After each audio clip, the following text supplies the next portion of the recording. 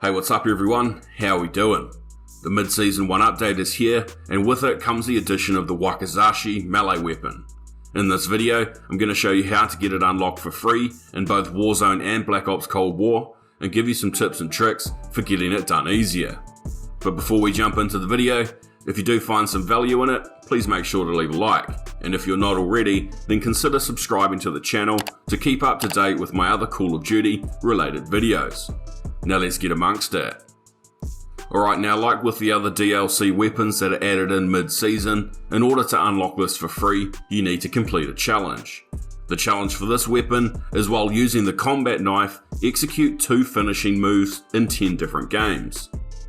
One of the most important things with this is to make sure that you're using the Cold War combat knife. That kind of goes without saying in multiplayer, but if you're free to play for Warzone, make sure that you put on the combat knife that has the Black Ops logo next to it onto your loadout. Also, I found in Warzone that while I was trying to get the challenge done, I was only able to get it to track if I was using a Cold War operator and execution. Each time that I tried doing it with a Modern Warfare operator, I couldn't make it progress at all. So make sure you keep that in mind if you're free to play for Warzone.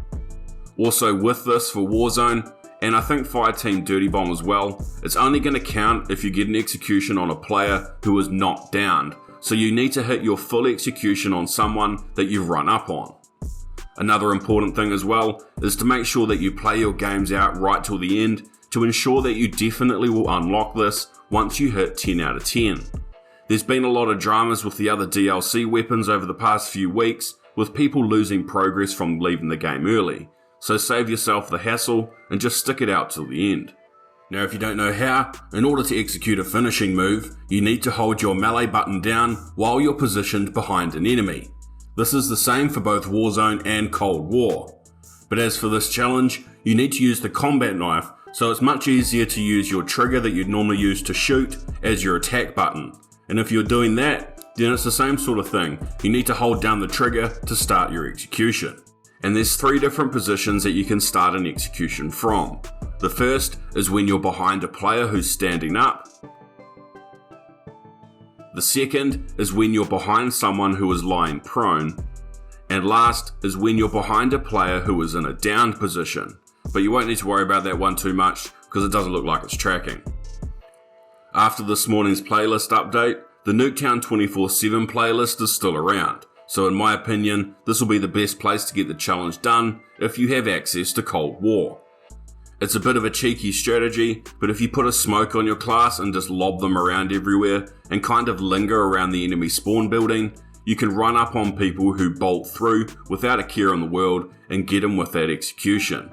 This worked out really good for me. In one of my games I managed to get 4 executions doing this within about a minute or so.